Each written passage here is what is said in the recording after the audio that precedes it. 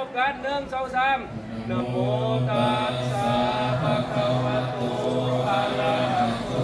สัมมาสัมพุทธัสสะนะโมตัสสะภะคะวะโตอะระหะโตสัมมาสัมพุทธัสสะนะโมตัสสะภะคะวะโตอะระหะโตสัมมาสัมพุทธัสสะอิติปิโสภะคะวะมาสัมพุทโธวิสาจารณสัมปันโนสุขโตโรกาวิทูอนุตตโรปุริสัพพมสัมสัทธาเทวมนุสานังพุทโธภะคะวะติสัตโตภะคะวะตาธัมโมสันติติโกอะกาลิโกเอหิปัสสิโกโอปนาญิโกตัมเมหิตังโอวินโยหิติสุปฏิปันโนภะคะวะโตสาวกสังโฆอุสุปฏิปันโนวกสังโฆญาญาปฏิปันโนภะคะวะโตสาวกสังโฆสามีจิปฏิปันโนสาวกสังโฆญาทิทังจัตตาริปุริสายุคานิอัตถาปุริสาปุขะรังภะคะวะโตสาวกสังโฆอาหุนายโยปา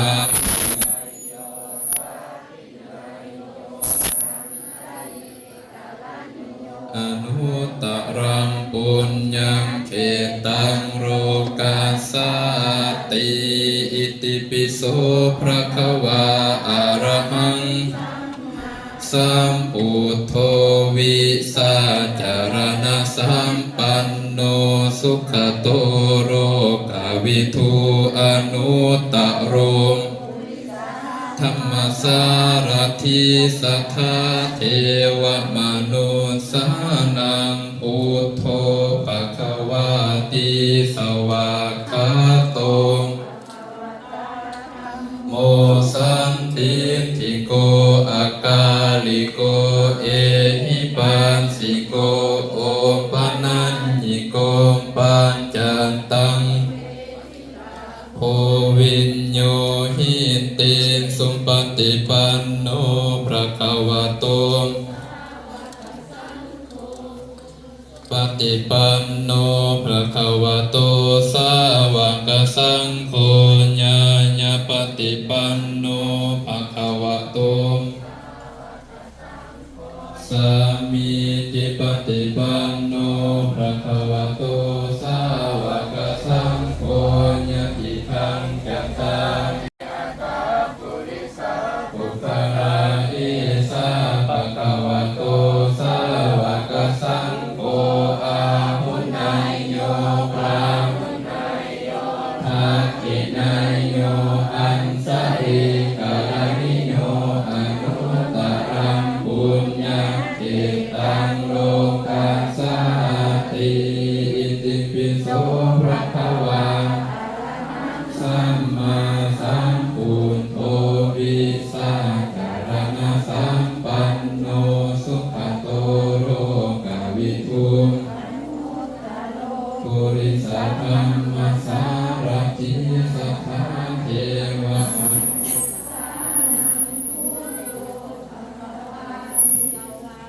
ขะโตภะคะวะตาธัมโมสันติติโกอะกาเอหิปัสสิโกโอปนัญญิโกปัจจตังเวทิตาโพ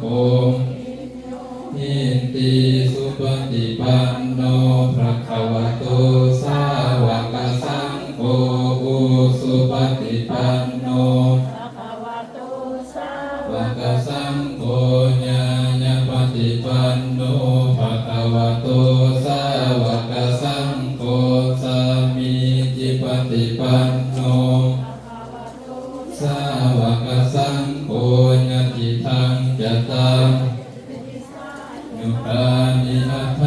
ปุริสาปุคาราอิสาภะคะวะโตกัสสังโฆอะหุนัยโยปราหุนัยโยทักขินัยโยการณิโยอนุตตรังปุญญังเกตังโลกัสสติอิติปิโสภะคะวะอะระหังสัมมาสัมพุทโธวิชาจารณะสัมปันโนโลกวิทูอนุตตโรปุริสธัมมัสสารถิสัพพะเทวมนุษย์พุทโธภควติสวากขาโตภควตังโอปนานิโกปัญจ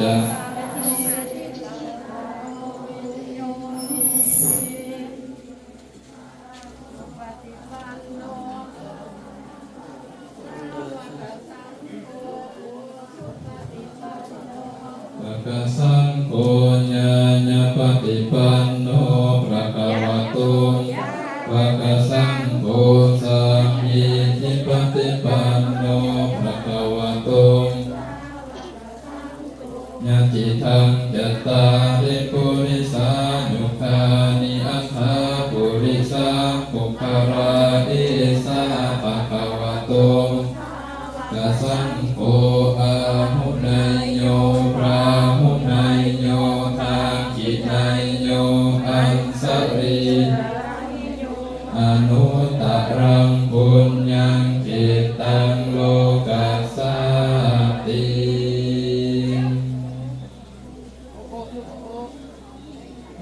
อันนี้ชิ้นไทยถูกสะพองอุทินีมาจากกิโลเลยไทยเป็นซุนไทยเป็นซุนรถ45 คน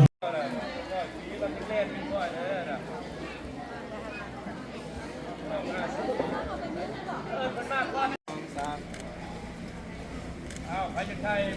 มันจะเป็นนกกระปูมาดิโอ้ไปจากไทยมันจะเป็นนกกระปู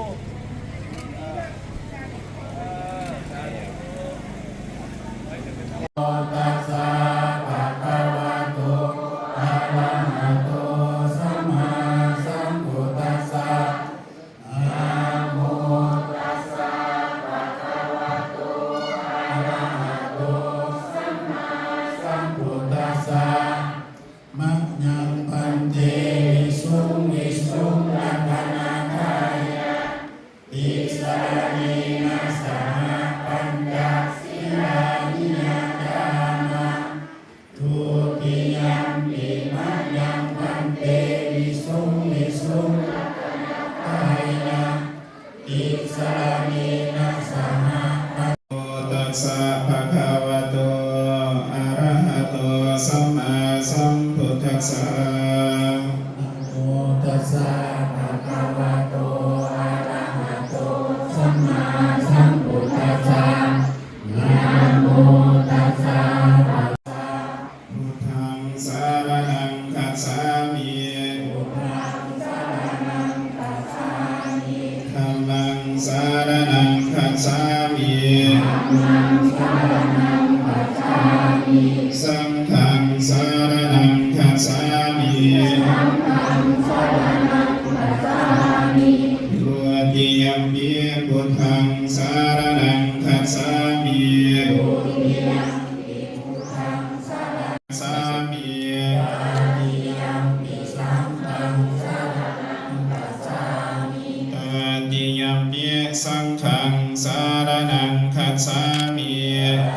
ติยัมปิสังฆังสารนังคัจฉามิติสรณะคัมมนังเยทิตัง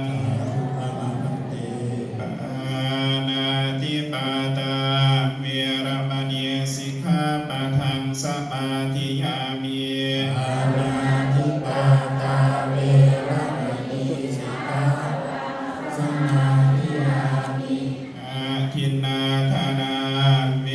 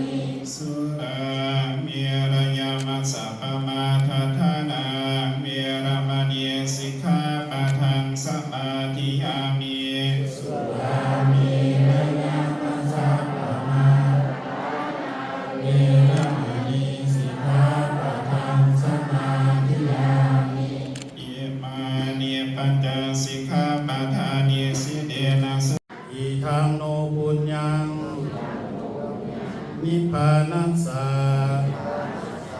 ปัจจโยโหตุอิมังปุญญาภาคังสัพพสัตตานังเทมา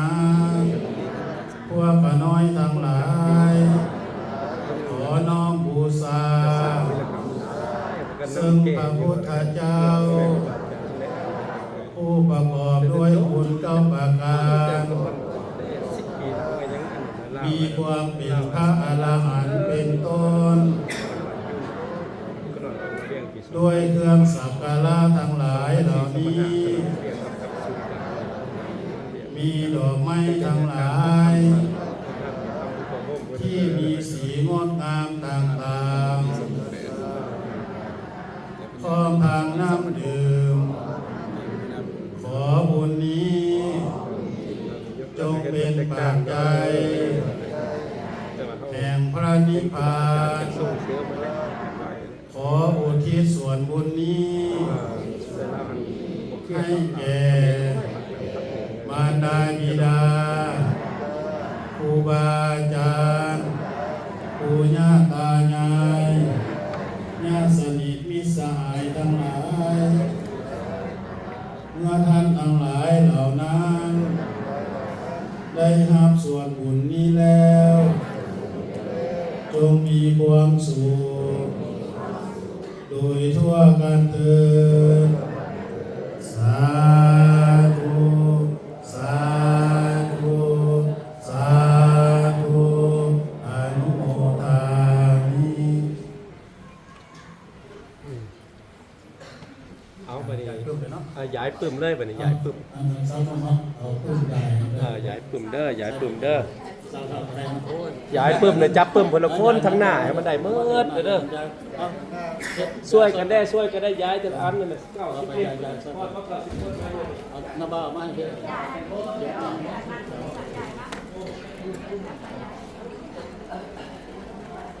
เอาตัวนี้โบได้มาตัวนี้โบมา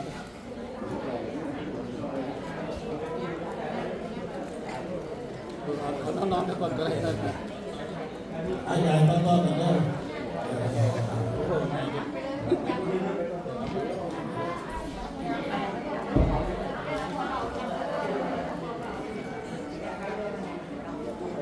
อาจารย์กันเลยอันนั้นบางคนมันจะจับต้องมันก็ได้ด้วย2 คนต้องมา2 คนบางคนก็ได้ด้วย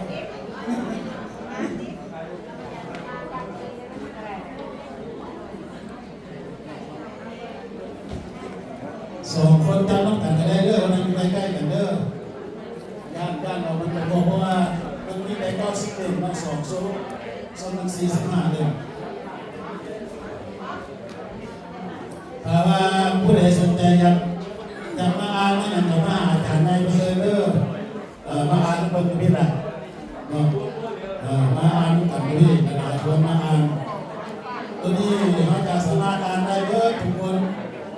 ผู้ใดอ่านหนังสือภาษาลาวได้ภาษาได้ภาษาไทยแต่ว่าอ่านแล้วมันต้องได้พิจารณาอ่านแล้วมันต้องได้ศึกษาอ่านแล้วก็ต้องรู้ว่าจับเอาใจกินได้เข้าใจ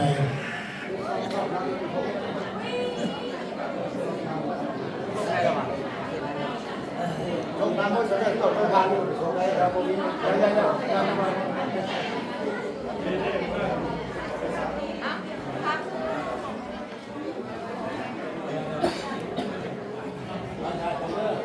หมอลำบอกมีน้ำร้อนอะไรเลย